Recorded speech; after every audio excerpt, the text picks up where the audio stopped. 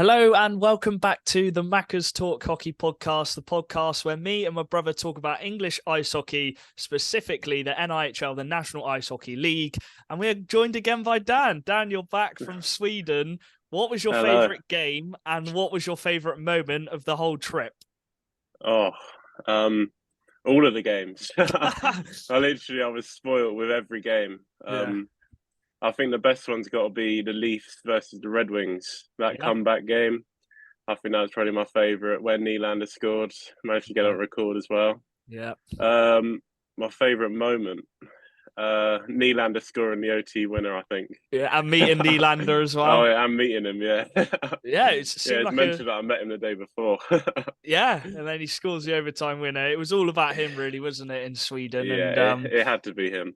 yeah, It was almost like it's scripted. yeah, the whole thing seemed scripted because there was overtime. There's 3 of the 4 games went to overtime, didn't they? And Yeah. yeah, I'm very jealous that we Oh, couldn't go down there. But we've got 4 games in just less than 3 weeks. In fact, no, I think it's 2 weeks. 2 weeks. yeah. It's Until 17 days from today. yeah, until we're off to America. I can't wait. We're gonna get loads of vlogs. Charlie, how are you doing today? Yes, I am not too bad. I'm not too bad.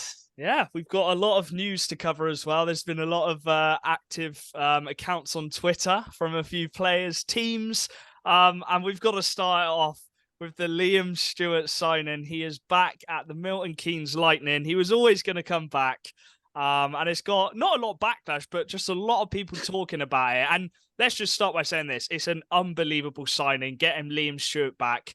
And their roster is absolutely stacked, Charlie, isn't it? It is just nuts. I'll list it off in a second. It is mental. I do agree. And Liam Stewart, it's not going to cause them harm, but they've got a lot of forwards. And I do think we're going to see some players either move around or performances drop off. Players like Callie Robertson, Rutkiss, their game time, it's going to go down. And it's going to be difficult to keep everyone happy in that dressing room. So, it's a great positive, but it will bring challenges with it, I'm sure. Yeah, so let's just list it off. So this is the lines. I'm not saying these are going to be the lines, but I've just put three players together. So the top line, I've got Herman Lawrence Venus. You've then got Gulliver Wallace, Liam Stewart. You've then got Rutkiss McEwen, Max Stewart. You've then got Robertson Field Brown, and that's a 4th line, by the way. And then a 5th line, which you can actually have, Hamill, Grinnell Park when he's back from injury. That's 15 forwards. That is just bonkers. Dan, they can't play all of them. But in fairness, I think they've got 4 or 5 players going off to the under-20s championship. So they will need a few of those players actually to step up and they will get the game time during that Christmas period. But after Christmas, Dan, it could rustle a few feathers. Players are going to have to be dropped for game nights. And at the National League level, that is just crazy, isn't it? Yeah. I mean, Tim Wallace has obviously got a plan. I mean, he wouldn't just sign him for no reason. I'm wondering if when them players do go away for the GB under 20s, I wonder if he's saying to these guys, like, this is your chance, show me what you've made of. And then when they all come back, then I can sort of think of a roster, you know? Yeah. I think that's their chance to sort of really show that they have a spot in that team. Yeah, you can't say no to Liam Stewart coming back. He had his 6 months off. He had a baby with his partner, so quite rightly he took a break off. But he felt like this is the right time to come back. He'd fit on any team in this league, and probably even at his best, probably even some elite league teams. You've got to say it as a Brit. But it was a funny comment on our little tweet we did. Obviously, we listed all of those forwards. And I said, credit Wallace if he can keep all of these happy. But it wouldn't surprise me if some players want to go off for game time. As you said, Charlie, Bobby Chamberlain commented, it's even more impressive to do that within the salary cap too. Hats off to them. Charlie, is there such thing as a salary cap in this league? I don't believe there is a salary cap. And all I'm going to say, because I want to put it out there, pressure's on MK to win a minimum of 2 trophies with the roster the money they're spending. I don't know players' salaries. I'm not going to assume players' salaries, but MK will be at the top. Yeah. And they've got 5 lines of players. They've got 4 lines of D-men. They've got 3 goalies. Bobby Chamberlain's tweet is funny, but it's true. Yeah. But they do have a really good supporters club, and I've no doubt there's money coming from that.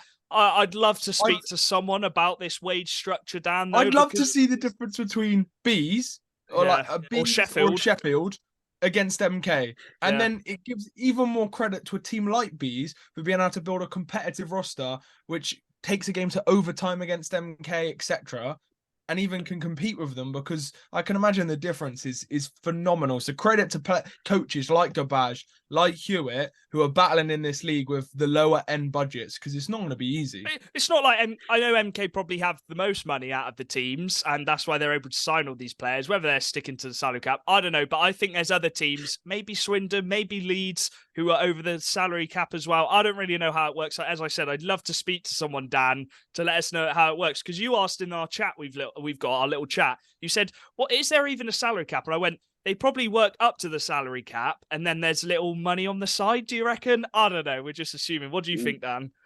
Yeah, I mean, that's what I was wondering. I was wondering if there's been anything actually official come out, because I know a few months back, or a few years actually, like people were saying like about salary caps and stuff like that, and nothing really ever came of it. I think it was all the speculation around like Twitter and stuff.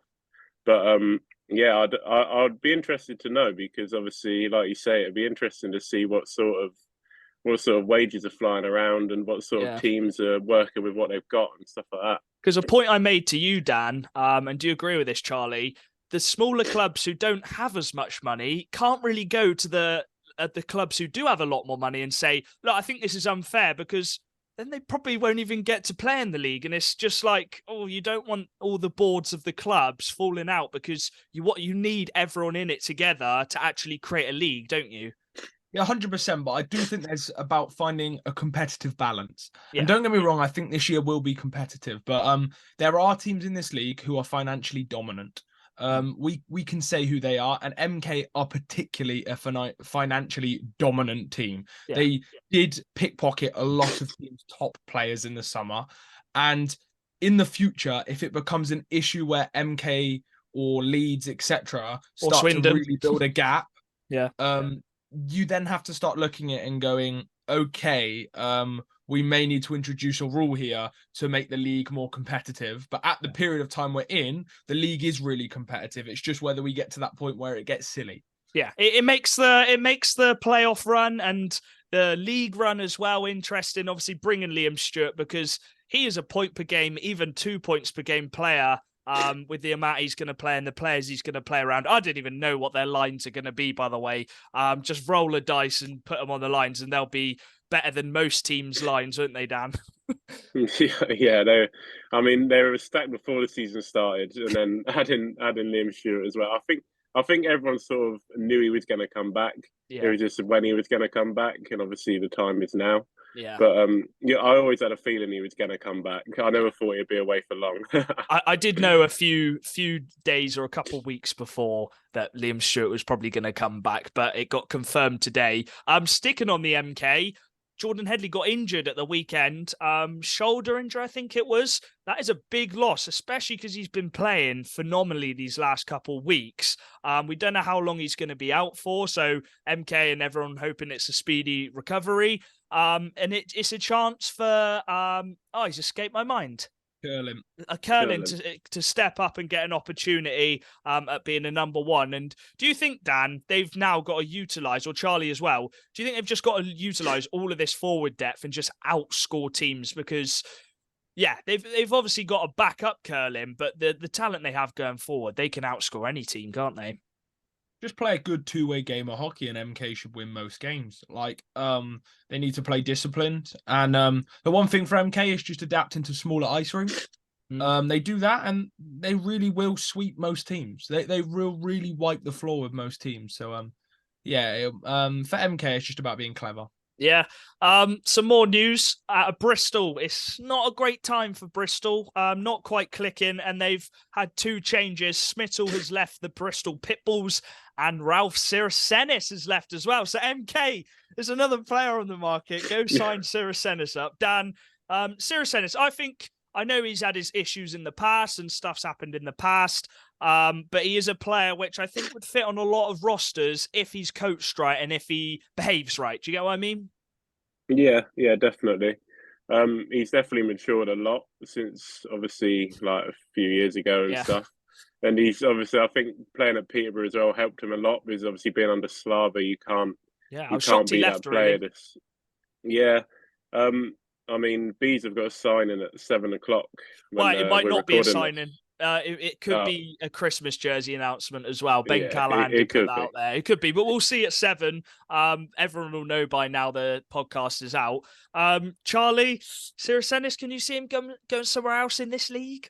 Oh yeah, 100% because he's banned from the league below. But I think he will be in our league, and I think he's a good pickup. Whether he went, I think Peterborough getting him back, if there was no arguments there, I think that would be a good signing to Yeah, it'd take be him good back. Some one for depth Peterborough. scoring there be good. A team like Hull, they have a edge to their sword. He could be good.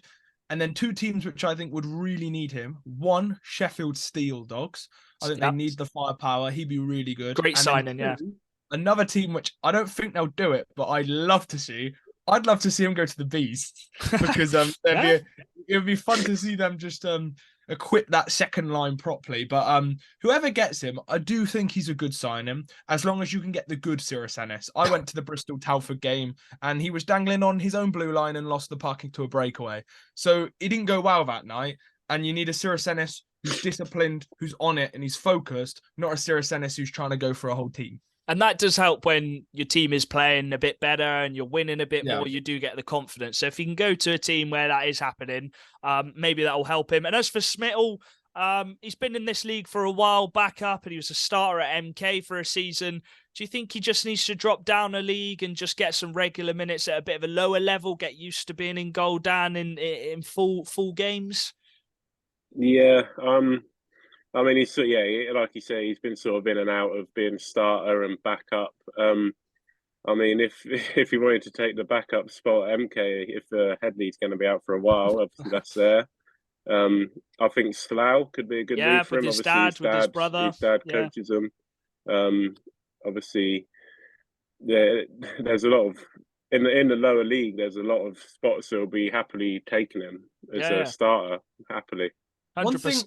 Go on, Charlie. One thing I was going to add with Smittle is I watched him on Saturday. The scoreline didn't help him, but he was really good.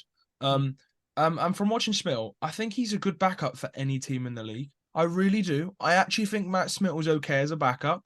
I don't think he's a starter, don't get me wrong. But I think as a backup in this league, I think Matt Smittle could back up most goalies in the league.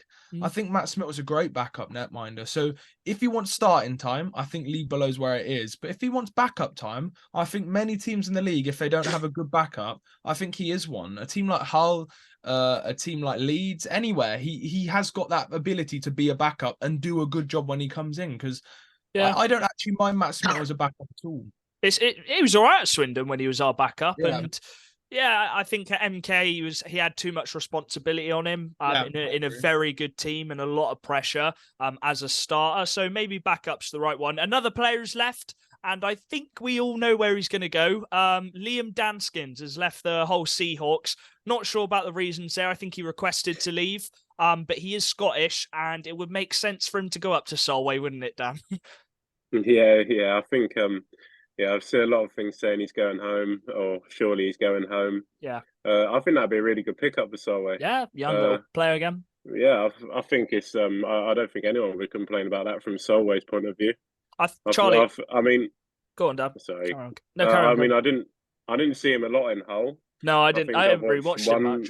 One game, I think, but from what I saw of him, he's a big guy. He's good on the corners, throws the body around. I think he's a perfect player, really, for Solway especially. Charlie Grubb as well as the coach. He's really good at managing those younger players. I think it's the perfect place, really, back home.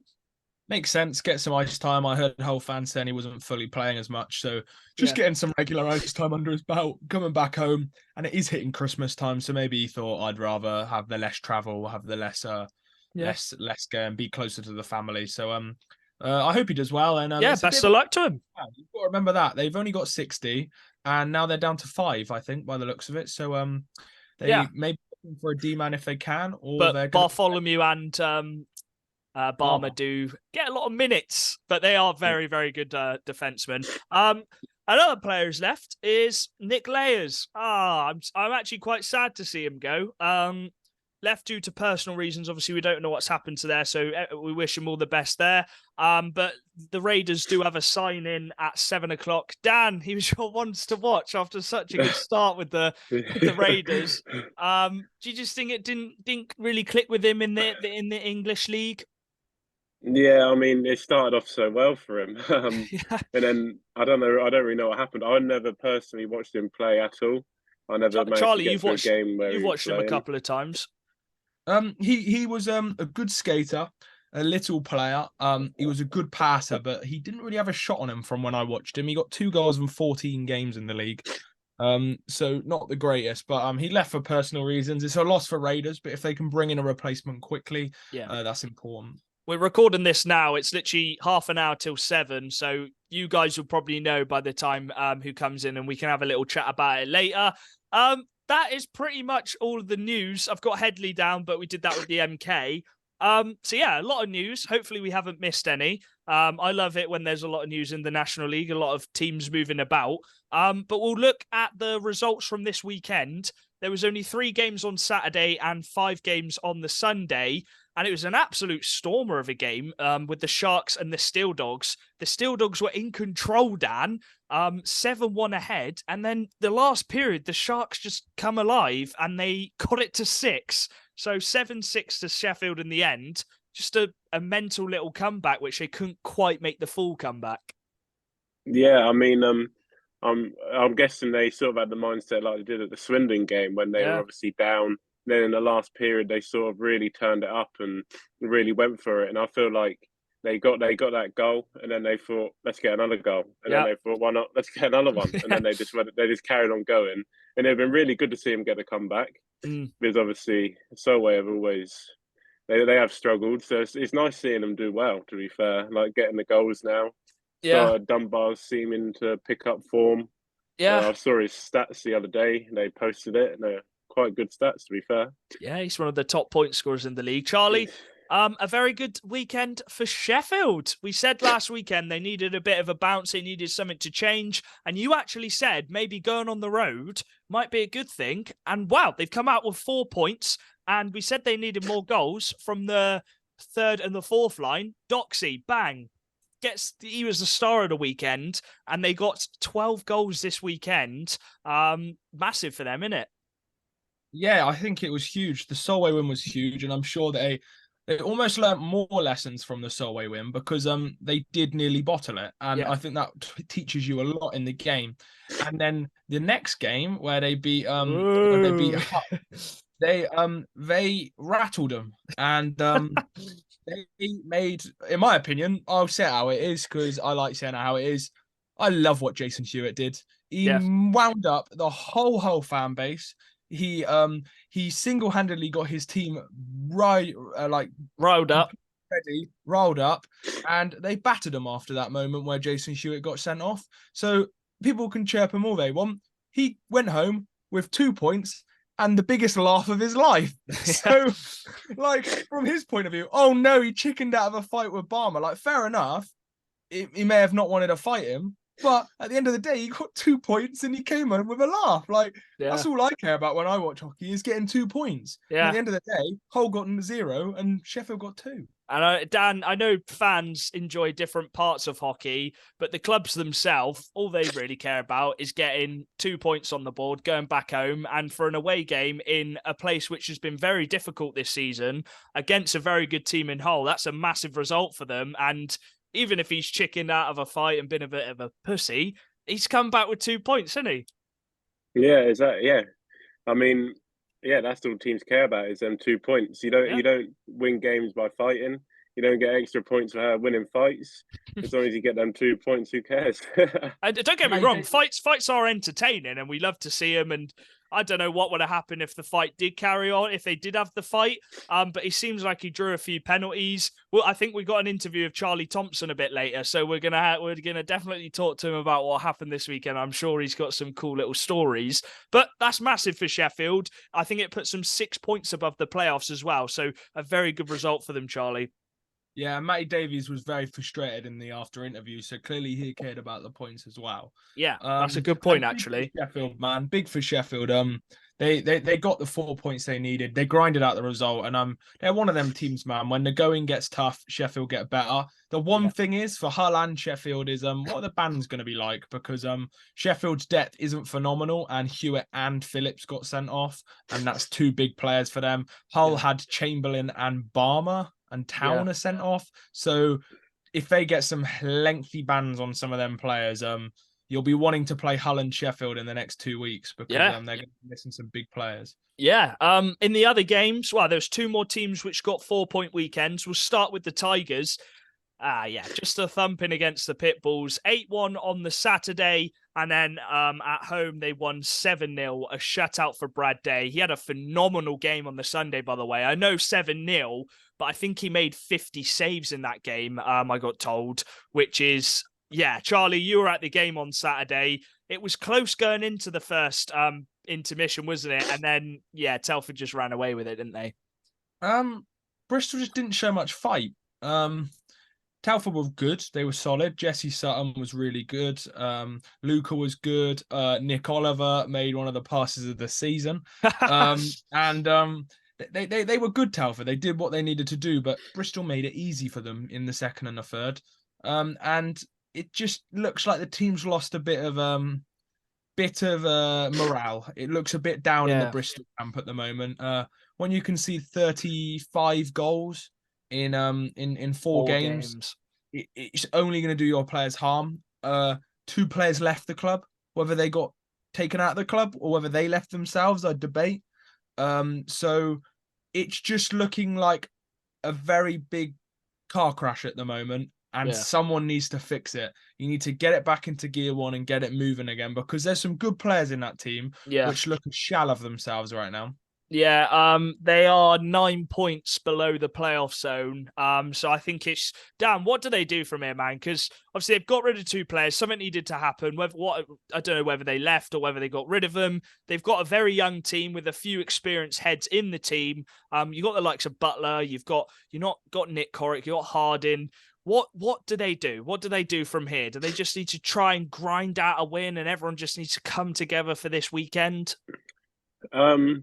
To be honest, looking at their roster, I don't think they really need that signing. I think they just need to really work together. Yeah. I think because they're a young team, they're not got the best sort of team attributes. Yeah. They're obviously still young. They're still fighting for themselves. They're rooting for their own game. And I think they just need to sort of just calm it down, just link it up, sort of come together and just say, right, we need to win this. Yeah. And we're not going to do it on our own. We have to do it together. Yeah. And I think that's what they got to do. And I think the coach has to do that as well. I think he has to bring them all in and say, look, we're obviously struggling. We've got to bring it together, pull your heads together. We've got to win this one. And once they get a few wins, I think they'll be all right. But they're just on a bad spell and their heads are dropping. And we did say that before the season started. They're young. If their heads drop, they're going to stay dropped. It's going to be hard to get them back up. And I think everyone just got to really come together and just push each other on and proper go for it. I just think they need a win. I think they need a win to just try and kickstart. And we'll go through the fixtures in the second half.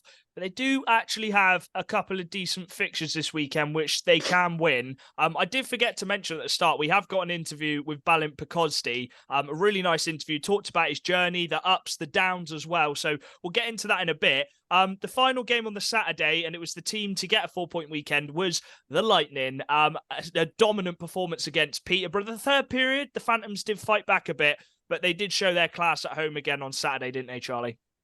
Yeah, they're good at home, and they showed a very world-class performance against a Peterborough team which was playing well. Yeah.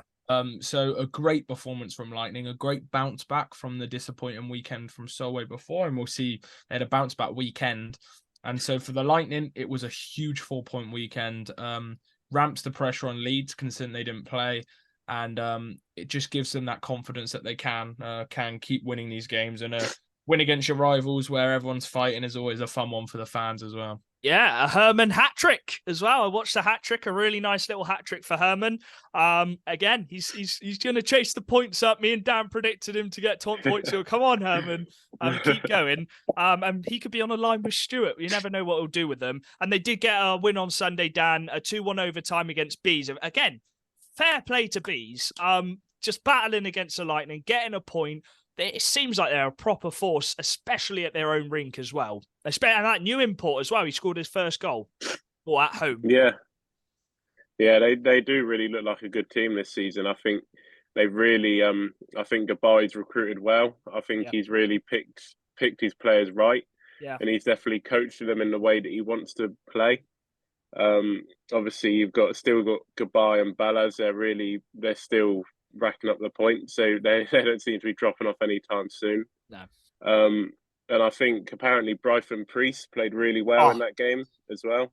I've seen a lot of things about him. Apparently he's yeah, I've seen some Bees goalies say he's definitely top 3 goalies in the league, and I mean, we can't disagree with that. He is playing out of his skin. He is keeping Bees in games and getting them points and letting the attackers get the points for him as well. Charlie, you must be happy with that prediction.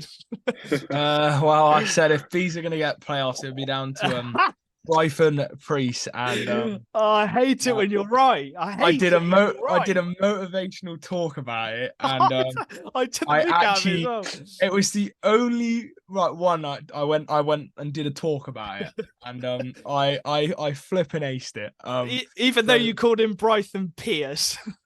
I need elite teams hire me as a scout, and I'm flipping ready because the one guy I was confident on, and your ones to watch for Bees was Sam Cooper, and he's had a great time with Bees. Yeah, he's at Sheffield. He's doing all right at Sheffield, actually. Good at Sheffield. Yeah. The final game before we move on to the Wildcats was a Phantoms 4-3 win against the Sharks on Sunday. Again, the Sharks, when they lose, they don't really lose by much, just by 1 goal again, losing by 1 goal in both games this weekend. It shows they can stay in games, can't it, Dan? And again, another big win for the Phantoms. Yeah, they really are like picking up right now. I think give it a few more weekends and then you'll start really seeing them get them 4-point weekends like regularly.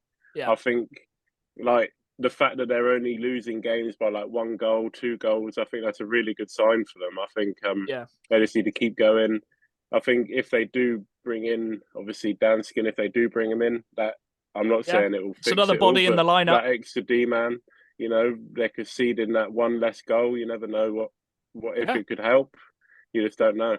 Yeah, 100%. The final game, I wasn't there. I watched it on the stream. Charlie, you were there.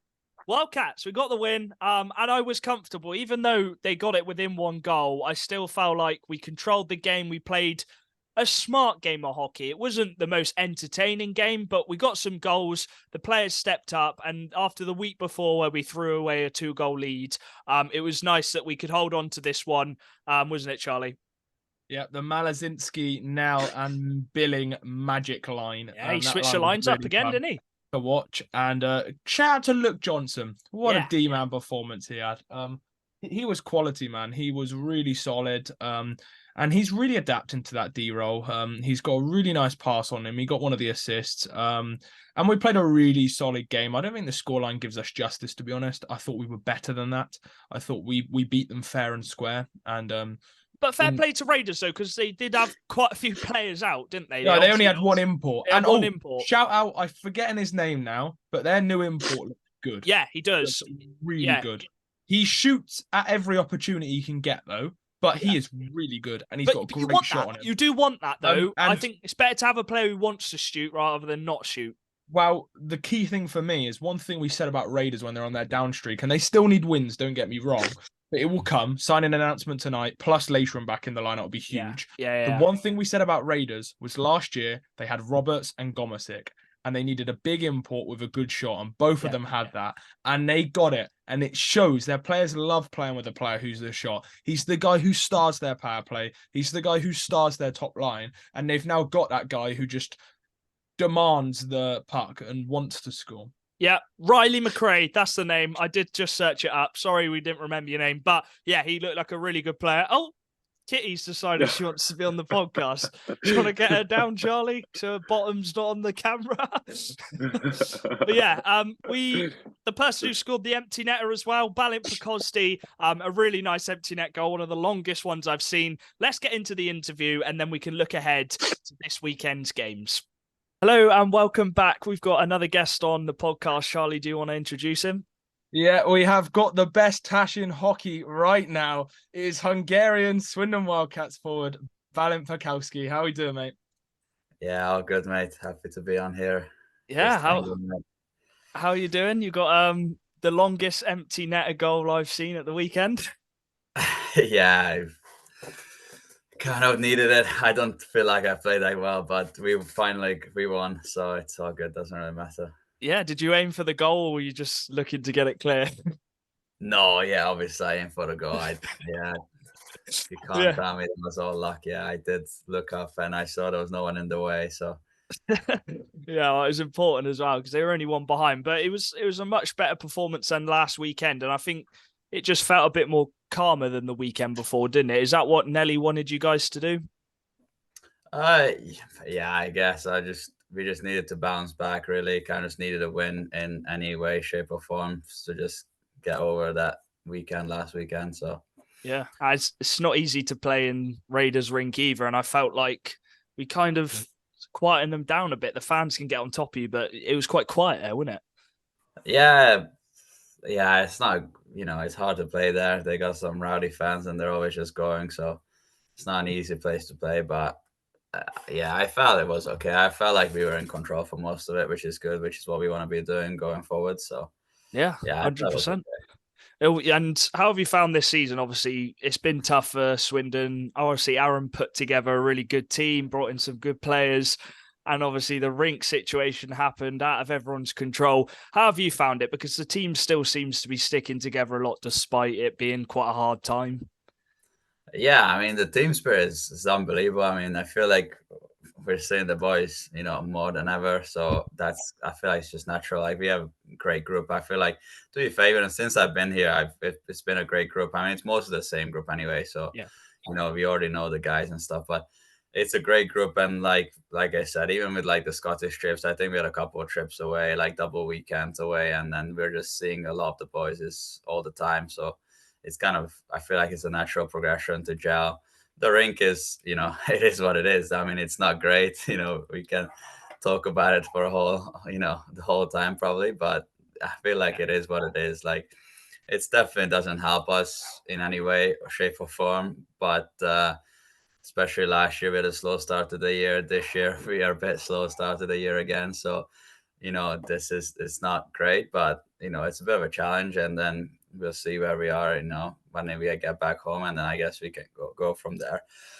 Not much we can do, to be fair. So yeah, hopefully the ice is back by we get the ice December back as soon as possible, and then once we're back on the ice, then back at home, then hopefully we're still in a spot where we can win something from there. Hopefully, anyway. Go on, Charlie. Should we take it back to your stint in the Ockerhagen? How did you find playing in the Ockerhagen Academy? I was probably some of the best years of my life, to be honest with you. I mean, especially the last year when I was there. So the second year, under 18s year, when I think we were undefeated in the UK. So I think that was unbelievable. So that year was probably one of my favorite years playing hockey, and just the boys that we had. It was just so much fun just playing around, playing there is unbelievable. And to be fair, I think even just everything, I've learned so much. I've had different coaches. I've had Pete, I've had Laurie. I'm not sure if you guys would know Laurie, but he's a Canadian guy. I had Ryan as well. So I had, all sorts of these different types of coaches that, kind of taught me different things and different,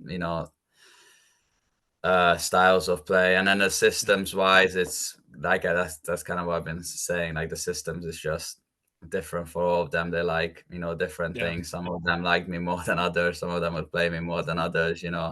So that's even just mentally maturing that way has helped me a lot. And then I was kind of a leader all like most of the years. Like me and Jordan Castle, we were kind of like the leaders, and like in that final year, we only had 3 guys who were 99s, and the rest of us were like younger. So it was just kind of me and him just having fun and just carrying the team a little bit. No, I mean we did have a good team. I can't Yeah. the others, but that year was just so much fun, and it was a really great time. How did you actually get into the Okanagan? Because did you live in Hungary before? So I lived in America and for 2 years. I played there, and then it was kind of like we were gonna go home, like as a family, and then we had something. The team back home in Hungary was the coach I would have gone to. The under-16s coach wasn't the greatest at the time. I kind of really want to go to him, and I've kind of had that's my local team, so I didn't want to go to like a rival team that like I would not be able to do that like back home in Hungary. So I was like, I can't do that. So it was kind of like go there or try something else. And then there was another Hungarian guy at the time at OHA called Ishti Dragomir. You probably wouldn't know him. I think he played for ENL too, but I don't think he played for Wildcats. So his dad is kind of who taught me how to skate, and like he's been my coach until I was 12 years old or something like that. So he said like, hey, just come over. So I came over in that very first year of Okanagan, and I was here for a week, and I was like, this is pretty cool. You're on the ice, you go to school, then you go to gym, and then you live at host family. So kind of, everything that you want to be doing, like, living that host family gives you that extra bit of freedom.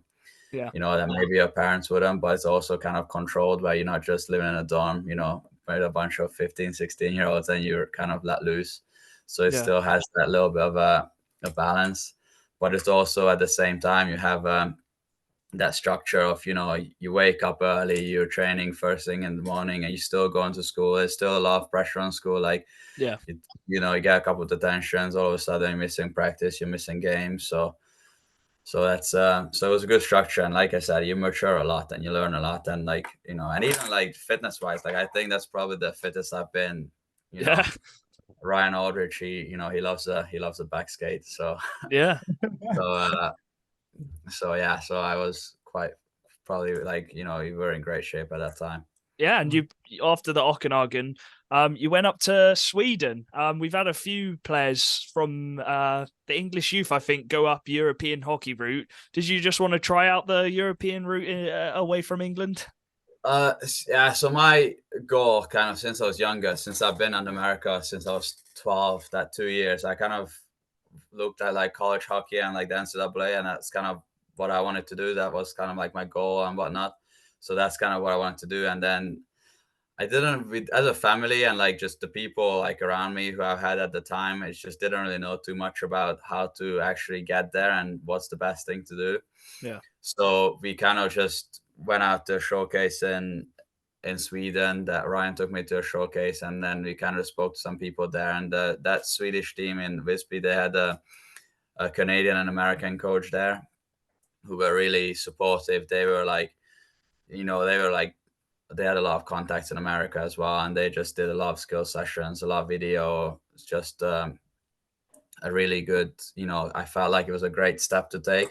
The actual league wasn't that high quality, and it wasn't as watched like scouts wise as I would have liked it to be. But other than that, I was on the ice sometimes like 8-10 hours a week, and you could I wasn't really going to school because like I was finished by my A-levels by then, so I wasn't going to school, so I was just playing hockey. And like, you could kind of just go on the ice whenever. You could just go, put your skates on, put your sticks and gloves, and just take some shots. So like I said, it was a bunch of skill sessions that they ran. So some weeks, I think 1 week I was on the ice for like 12 weeks. So 12 hours. I think that was the most in a week. So that was like, and you could do that. So obviously you're going to improve a lot. And then after that, when I went to America, I was kind of the American experience was off the ice. It was good, but on the ice, I was a bit of a crazy experience. I mean, you kind of just reality hits you quite hard when you just like, if you don't have, it's what they say, it's like who you know, not what you know, or something like that.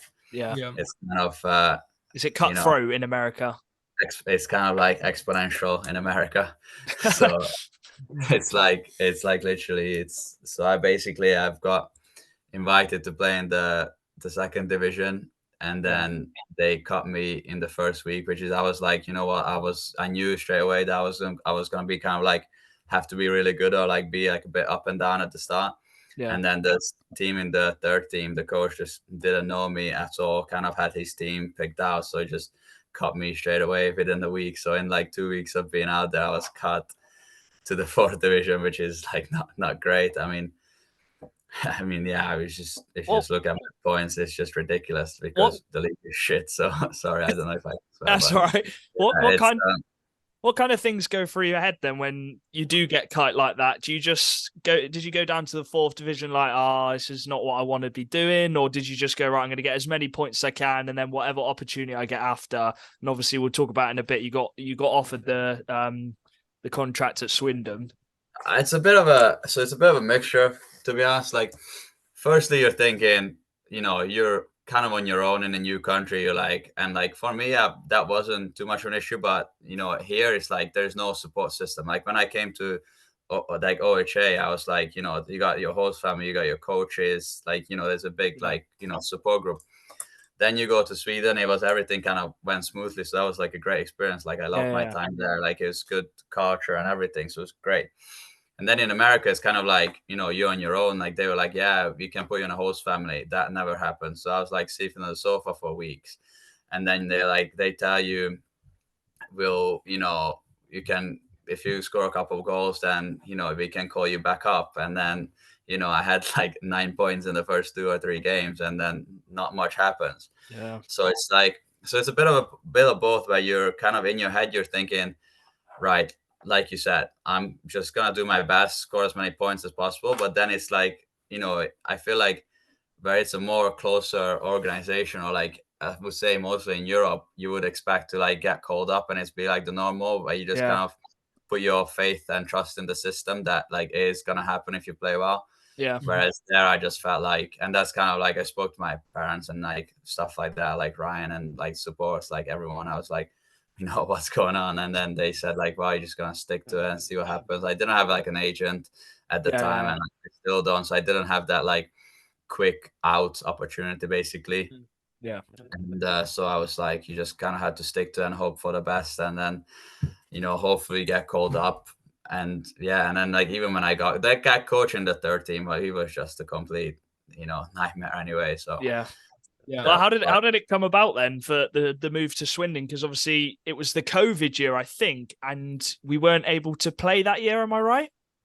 Yeah. So the Swindon move is like I said, at that point, since the whole American experience kind of turned into a mess, that whole like college like dream or goal kind of just went out the window a little bit. I didn't get any sort of reasonable offers that would have been worth going for.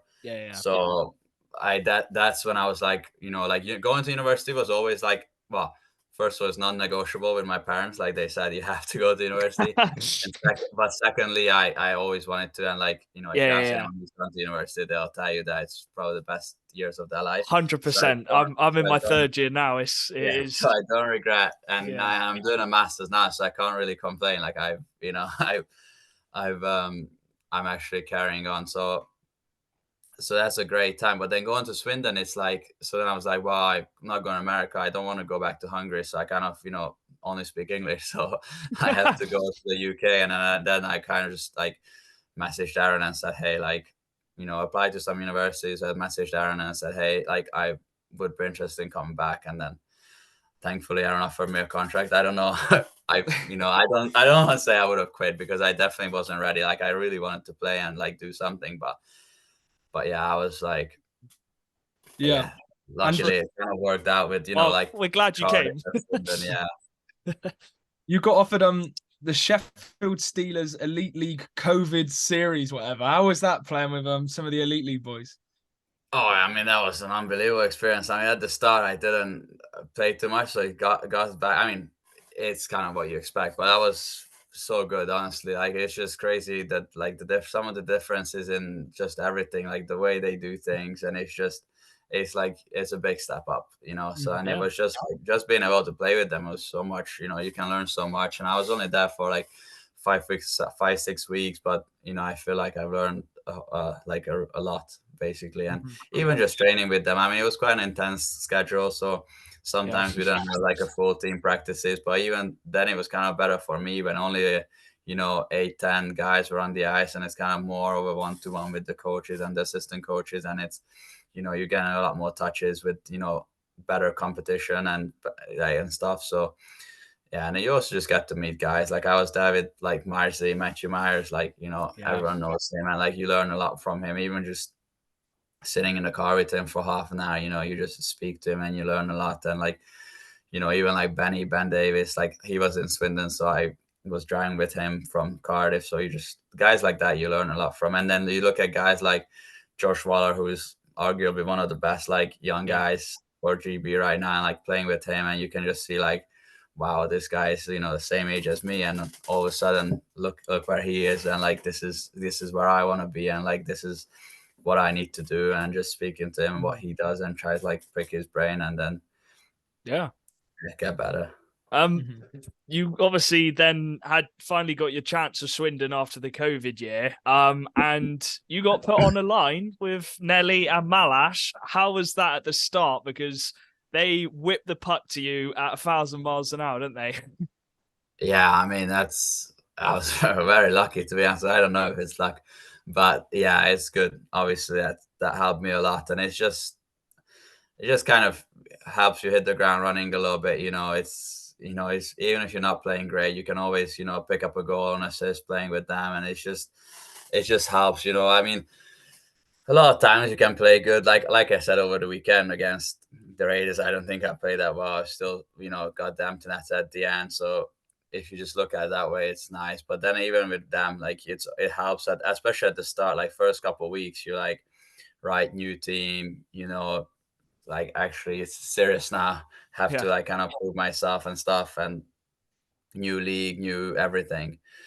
So have to prove myself, and you play with them. It's like, wow, like they help you a lot, especially like because Aaron obviously is on the bench. He's got a million things going on in his head, like trying to coach. But then it's really good just after every shift, every couple of shifts, you can sit down with Malash and just talk to him and say, hey, like I've done this and this. This is why I've done it. What do you think? And then he'll say, yeah, you should have done this, or next time we should do this. And it's just like you learn so much. I mean, yeah, I'm sure Charlie, you probably got a couple questions about Malash. Go on. Who is your best player in the National League? That's my question for you. No, that's a tough one, but I would say Malash is the best input. Yeah. What are some of the stuff he does? Obviously, you've played with him on a line for a couple of years. He just makes everything look so easy. And do you reckon we were talking to Sisters last week actually, and he said when he was younger, Slava put him on a line with Stepanek, who was one of their best players at the time. Do you think it helped that you were a young lad and you got put on the line with arguably the best player in the league? Yeah, 100%. I mean, yeah, like I said, it's just he just talks to it, and like he's like, a lot of people like they just like to keep it, during the game you just kind of play. But I think that's our team is quite good at, like a lot of guys is they'll, if you ask them some questions, they will like, like Ross is the same. Like you can always speak to him after every shift, after the games, like, hey, in the period breaks, you go, hey Ross, I've done this and this at this time. Like, what do you think? And they'll tell you, this is what I think, And Aaron, to be fair, Aaron is as well. Like, you can go up to him before games, after games, like even during the games, like you can just go, hey, what do you think I should be doing here? And they always just help you out. And then in training, like I'm speak to Mash a bit more. Just we're like obviously good friends now, so we can't just joke around. But yeah, like you said, he just makes things look easy. So, but he's always always just watching hockey. Like he follows a lot of hockey, so it's obviously that helps a lot when you just you see what's going on, and then he kind of just helps you and guides you through the ranks. It helps a lot. It was good, and like the fact that we kind of played together for a while as well. So obviously the two of them thought it was okay to play with me as well. It wasn't just like I was dragging them down. So. So that's a good kind of like a good indicator. I think you complimented them quite well, to be fair, as a three. I think you've got the skill just like Malas, but you're also. I wanted to ask about this as well. You're also a bit of a ratty kind of player in the way that you'll go on the keeper, you'll go for them loose pucks and do the stuff which the opposition team don't like. Have you always been that kind of player, along with your skill, of course? It depends, really. I mean, I feel like sometimes, it's love. You just have to get going sometimes, like in some games I do, some games I don't do. It really just depends. Like, it's not even my mood. It's kind of just who we play against, like, kind of just what gets the boys going a little bit, like, I know, for example, like Bluesy, like he's similar. So like he loves it when I do that. So like, it just depends, like kind of what gets guys going. But at the same time, like if I do try to be, help us get on the score sheet and try to be a bit more skilled, but that's if you're in a game when it's a bit more battles, a bit more like feisty, I don't mind getting involved and just kind of stir it up a little bit. And it's always just, and like it's, who knows how it's gonna affect the other teams. Like now that I've played against a lot of the guys who we play against now, is you kind of just know how they react and what happens. But like you never know how someone's gonna react. Like someone might just slash you and you get a power play. Like someone might do something completely out of the world and stupid, and then all of a sudden power play, maybe 2 minutes, maybe 5 minutes, and then you just completely could change the game. So it's part of the game, isn't it? Exactly. So I mean, to be fair, I'm not much of a talker. Like I usually don't chirp guys too much. I just like to smile, and they don't really like that too much. Like just a little, just a little something every now and then. Just keep it ticking along. Nothing dirty. Just just playing on the edge a little bit, like you said, a little rat, a little bit. But go on, Charlie. What's Nally like as a coach? How have you found working under him? You've worked under him 3-4 years now. Yeah, I like it. It's good. I mean, like you guys said, he gives me the opportunities that I kind of want. So like I've always, since that game, I've been on the power play, since like I've played on the top line. So I've got plenty of ice time. I feel like that transition from playing juniors to the seniors has been smooth. So that's been, that's mostly due to him as well. Just, helping and kind of putting the right amount of pressure on me, and, the not raising the expectations, or like that's a lie. Like not raising the expectations, but like maintaining the expectations at a reasonable level. Yeah. So just little things like that, and just the coaching as well. Like I was mentioned earlier, it's, you go talk to him anytime. Like even we watch the games, and I could just say, hey, I send you a little video, like what do you think about this clip, or what do you think about that clip, or even in training, if he just sees something little minor, he'll just come tell me. And he knows that I like that as well. Like, some guys will just like to get on with it. Like I like to, even if it's just a tiny little things, like if I can, fix little things, then, who knows what. Makes your life easier then, doesn't it? Yeah, exactly. Like just little plays. Like if I can get a little quicker all around, and, just hands and feet and just mentally and everything, then it's, it's going to make a huge difference overall. So like every little thing helps, like how you move your sticks and stuff like that, especially like defensively. I'm like trying to get better. Yeah. So he's giving me like more opportunities, like on the PK as well, a little bit. And then now especially like 6-on-5 as well, like putting me out there. I don't think he would have done that like 2 years ago. So so that's like stuff like that. It's good for the confidence, but also in the long term, that's kind of like who I want to be. I want to be that guy who is like reliable defensively and like offensively. You got a new celebration. Well, I say new. The Archer celebration. Is there any meaning behind that? Because every time you score, it's always at the end, which I'm recording, so I always get on record. But it's great for the socials. Is it a new celebration? Not really. So obviously in Bristol, I was like obviously we just lost to them, and then the next game we kind of needed a big performance. So and I scored that goal. I don't know I think it was like second goal, I think. So it's kind of like got us in the lead or got tied, or I don't know exactly what it was, like an important goal. And I was just like, trying to get the fans going as well, get everyone involved. Like And I was kind of like, feel like it's natural for like to go on one knee. It's like when footballers do the 2 knee slide, like it's like kind of like the go-to. So I kind of just did it, and then that was just it. So that was just kind of like almost like muscle memory. Like I was like, okay, I'm gonna do something, and it just kind of muscle memory kicked in. Yeah. As like kind of like, you know, a basic one knee something. Yeah. And then when I scored in Solvay, I was like, oh, I don't think it's like that great of a goal. And then I saw it like you were recording, so I was like, yeah.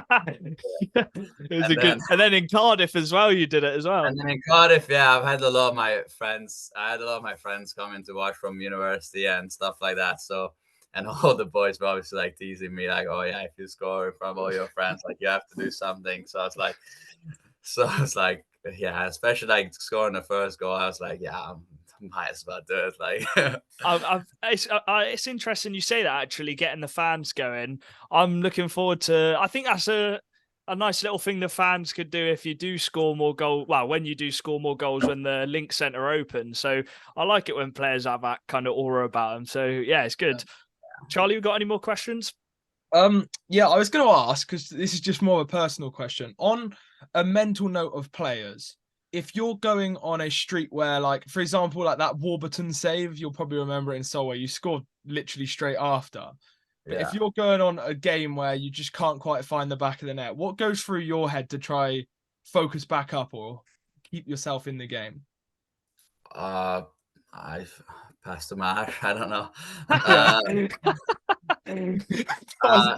Not really. Good question. I mean, you kind of just want to stay level. You're not really trying to not think about it. I probably do still overthink a little bit. Like, I go on the bench and I just like, just be in my own world a little bit, which I probably shouldn't be. Like, I need to get better at kind of moving on a little bit. But I do feel like, if you get a big chance, you should be scoring. So, yeah.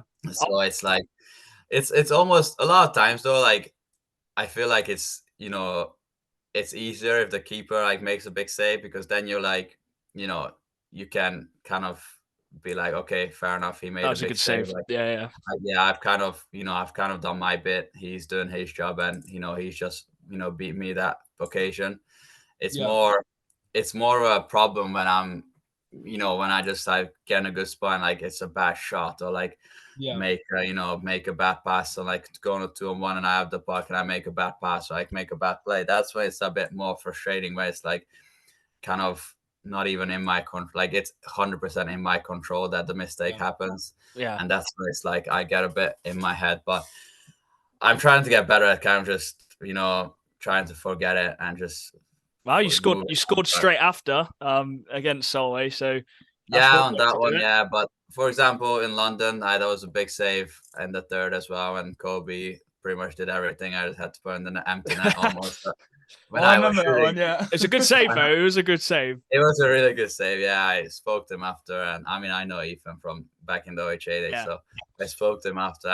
I mean, when I was shooting, I thought the net was empty, so he came out of nowhere, really. I wanted to ask, actually, because you scored in the second leg, the final at Leeds, and it was a big goal. I think it was the tying goal. It was the rebound. The cup final. Yeah. How was that? How was the experience of that? Because was that your first trophy with Swindon? First and last, yeah. Well, until this year, players is coming. Yeah, so that was a great experience, and I think, I mean, I don't know, I feel like against Leeds, touchwood, we just played good, so that's been going well so far. So I don't know what it is. It's just it just gets the boys going when we go up there, go up to the castle. So it's I don't really know if it was that different. I feel like obviously it was a lot standing on the game, but I think we had a good first leg as well. I think we were winning as well, weren't we? Yeah, and maybe winning by one or two. So I think they got a bit of momentum and then come out in that period with the 5-on-3, and then Svek scored, and you got a goal to go in the lead as well. So it was a big goal. Yeah. And how was it winning that trophy as well with the Cats? Because I think we hadn't won for a couple years, so it was nice to get a trophy again.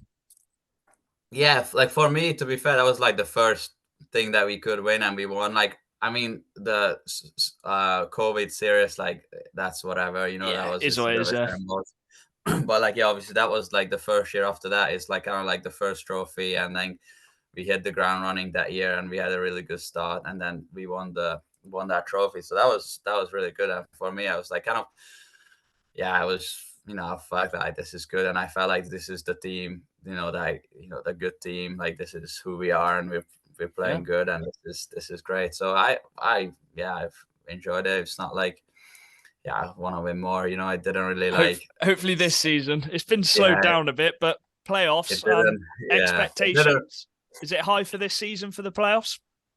I feel like it's always high. I mean, the longer you don't win, you know, the longer you don't win, the higher the expectations get almost. And like our team is, you know, it's getting better. If anything, it's not getting worse. That's for sure. So Yeah. So yeah, the expectations are definitely definitely high.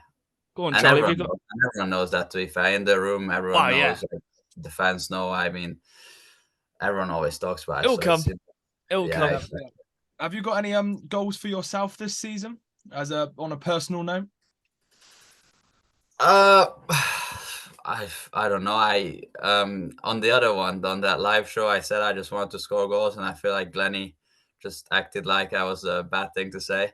But yeah, I mean, I guess it's on a personal note. Like, yeah, if I want to be cliche, I just want the team to win, and then I want me to do well. But like, Yeah, at the end of the day, I do want to score a lot of goals, and I do want to, you know, get more points than I did last year, and have a, you know, improve on that front of things, and like, and even like other stuff, like have a better plus minus, like block more shots. Like blocking more shots is like, that's something that I like want to improve as well. I try to, you know, obviously it's not going to be as much as some of the defenders, but between the forwards, try to, you know, get some of the most blocks as well, and just little things like that. So just try to keep the stat line, you know, well, and then hopefully I can, you know, keep improving. So there's still obviously there's still a lot of things that I can improve on. You got 14 points in 14 games so far, and all of them have been away games. So you're not doing too bad. And you're on a line with Glennie and Colby. How are you finding that? A bit different, but two really, really solid players.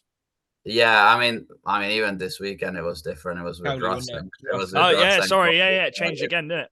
So it's, yeah, I mean, I feel like it's changes. Who knows? We might be playing like that on Sunday, or we're not. Like, I honestly don't know. And I don't really mind. So, you know, we have a good team. We have a lot of good players. So there's a lot of line combinations that you can put together. So yeah, I mean, I played with Glennie before as well. So that was a good little kind of easy for Aaron as well to just put me with him, because obviously we played together OHA a little bit, so, and I've known him for a lot of years, so I feel like that was a good, you know, connection there straight away. And then, you know, but like I said, like all the guys are good, so you can kind of find the rhythm with someone. It's, you know, just you speak to them enough, and you talk, and you just you know, watch some you got games so many good centers as well in the team, which can gel with anyone. Charlie, you always end on this question. We're coming to the end of the meeting. Go on, ask it. Yeah. What is your message to the Swindon Wildcat fans? It is tough. Hopefully we'll see each other at the Link Center at some point this year. Fingers crossed. Yeah, I would say not much. I mean, yeah, thanks. Thanks for still supporting us. Thanks for still being with us and kind of helping us through the tough times. And hopefully, once we get home, and even until then, try to, you know, win some games and get some. Yeah, just get home really, and it'll be nice. That first game is going to be absolutely buzzing, isn't it? Yeah, I think it's Leeds as well, isn't it? Yeah, if it's the 15th, if it's the 15th, it's going to be a sellout lead, so that'll be quite and special. we will be jet lagged. We will be jet lagged like mad, because we're going to New York the week before.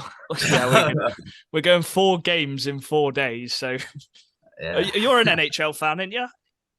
Yeah, a little bit. Yeah, I mean, I'm a Caps fan, so it's not. Well, it's going okay now. They're not doing too bad, yeah. Yeah, they're doing okay now, but yeah, it's we'll see how they end up. It's not too bad. Like it might you know. It's coming to an end. Bally, thank you very much for hopping on. Thank you very We much. could have talked for longer, but we appreciate you hopping on, and hopefully we'll be back on the 15th or the 16th, and you can do your celebration at home. Yeah, hope I score until then. But yeah, I'll thank you for having me, and like I said, anytime, happy to do anything like thank this. you. So, Thank you so thank much. you very Appreciate much. it. Thank you. Hello, welcome back. Thank you very much, Balint, for joining us. A nice interview, a bit of a different one as well, Charlie. He kind of went through his career a lot, and I like that he brought up the downs and how he came up from them as well. Yeah, he's a good hockey player. I love him at Swindon. He's got a good personality to him, and he just keeps improving, which is the key. And he's adapting to playing with different players, and he's showing his class, and he's showing it's not just Malassen now he can play well with, because he's getting a point per game with other players. Yeah. And I think his season's only going to get better once the rink comes back. Yeah, and he's in his prime as well. Wow, he's just hitting that prime stage, 25 years old. That's the age. 24, sorry. And he's only going to get better from there. Should we look then at the fixtures this weekend? Because we haven't got long.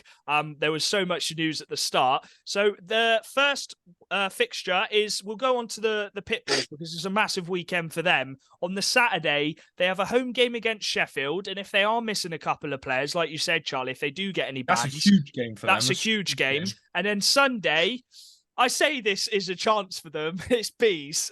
It's bees at Slough. But they got a chance. They just need to get a win, don't they, Dan? They just need to get 2 points on the board. Yeah, that's all they need. They need that win. Even a point, just get it to overtime, just sort of grind out. Just get it to the overtime, see if you can get a little win in the overtime or penalty shootout. They just need something to sort of spark that team up and just sort of give them that push to really show their full potential. Because they've definitely got it. Yeah, I hope they do. I want them to get better. Huh? That the Sheffield one. Yeah, that is massive. huge. If you have Hewitt and Phillips out, they will have a top line of Bissonnette, Vlad, and someone else, and they will be weaker in the depth area. Yeah. So that Sheffield game is huge. A home win for Bristol will be great, because they have been pumped twice at home. Yeah, 100%. The Lightning, a double header with the Raiders. Oh, hey, it's a chance for the new Raiders import to come back. It's a chance for Leishram against his old team to come back and get some revenge. That's a goal fest, you reckon, Charlie? I think, unpopular opinion, I think Raiders are going to win the home game. I think Disco Stewart's not going to have the party he wants coming back. That was cringe. I think Raiders, small rink. I think 3 imports if they announce one at 7, which I think they will. I think they're going to cause a bit of mayhem, and I think some MK players are going to lose their head. Is he confirmed to play this weekend, Disco? Yeah, Stewart's back, yeah. He is? Okay. Well, it'll be interesting to see. I think one thing with Stewart, the only thing I'll say is he hasn't played hockey competitively for, 6-7 months? And I don't know if he's been on the ice much, so be interesting to see what the lines are at the start, but you don't lose your shot, do you? So yeah, it'll be interesting to see. I think that could be high scoring, and if they'll have Curlin in net, Raiders will be looking to pressure that straight away. The other fixtures, the Wildcats just have one on the Sunday against the Tigers. We haven't played them this season, Charlie. What are you expecting out of that one? Because we have had some success against the Tigers at their rink. They're a good team, the Tigers. They may still be missing their import. I'm not sure. Pekka. He is. He got a 2-game ban. I'll say he'll be back. Pekka will be back. So they're a full strength Tigers team. We've got to press their decor and crack Brad Day early, and I think we can get a win. If not, the Tigers like to grind out results. Harry Ferguson was really fun to watch. Sutton was good. Luca was good. They've got quite a good depthy attack, and I think that you just have to break Brad Day early for me. Yeah, he's been really impressive this season, Brad Day. He's stepped up, hasn't he, Dan? He's that Brad Day which we've seen when they were winning the league titles. Yeah, I mean, when he's on form, he's one of the best. I think. But yeah, like Charlie said, if you do get him early, I think you can sort of rock him a bit. Yeah. Sort of rock the defence, just get some goals under him. But obviously, their forwards are always going to be a threat. Yeah. I've always liked Luca. I think his shot is... He just knows how to put the puck in the net, doesn't he? His shot is unreal. His slap shot, he's like an Ovi. Just on that high... high face-off dot on the power play, bang, all the time. 100%. One game for the Knights this weekend. So they've had a week off and then they come back and it's just one game. And that's at home against the Bees. Bees will give it a go, but I can't really see the Knights losing, Charlie. Yeah, and I wanted to bring out a statistic. Go on quickly. The new Knights import has a better ECIHL record than Grant Cooper. Ooh. This guy is he should be good. Oh, it's his first game, isn't Very it? good. Oh, he hasn't played yet. This guy should be that difference for Leeds. He's gone very under the radar without people talking to him. His record in that league was nearly a point a game, which is crazy. He is a joke of a signing, and this weekend I think he's gonna tear it up. Yeah, be interesting to see how he does. The final couple games, we mentioned. We haven't mentioned yet. Phantoms are away at the Sharks on Saturday, and on Sunday they are away against the Seahawks. So be interesting to see if the Seahawks can bounce back because they don't play on the Saturday. A double away game for Phantoms. I think they'll get a couple of points from that weekend. Right, we're running out of time. We'll just quickly go through the league. So the Leeds Knights, obviously they didn't play a game, so they got 2 games in hand on MK. But the MK Lightning are on the same amount of points. It's always better, Dan, to have the points on the board than the games in hand, isn't it? Yeah, it's always better. Yeah. Go on. I think this weekend, obviously, you'll see that gap again come back with Leeds taking the lead at the top. Yeah. But who knows? You never know in this league. Yeah. The Phantoms have gone up to 3rd place, but they have played 4 games more than some teams. Hull are only on 14 games. Phantoms are already on 18. But the Phantoms have gone into that 3rd spot, and then it is so tight around that middle area. The Wildcats have only played 14 games. They're on 15. And then in 4th place, it's 20 points with Telford, who've played 17. So if everyone plays the same amount of games, that middle area, Charlie, chalk and cheese, isn't it? Yeah, for sure. And there's going to be a lot of battles and position movement over the next. It does mean, though, that Swindon will have to catch up on a few games, maybe on Fridays, Wednesdays. So that could be quite tough. But I'm just grateful that we did manage to stay in the league. And yeah, we're still rocking and rolling. And hopefully the Bison will be back soon, Dan. We can only hope. Sorry, I had to mention because I feel bad every time I say, yeah, we're still in the league. So yeah, hopefully the Bison will be back. A very good episode, actually. That's probably one of my favorites we've covered. A lot of news, some good games at the weekend. Thank you, everyone, for listening. Thank you, Balint, for coming on again. We've got some nice interviews coming up. Hopefully we'll have Bobby soon. We've got Barmer as well, hopefully soon. And then we'll have Charlie Thompson, who we might do as a separate interview. We'll have to see. But thank you very much for joining. Dan, thanks for coming back. We'll be off again in America soon. Charlie, thanks for hopping on. And up the Swindon Wildcats. And we'll see you in the next one. Peace. Bye-bye.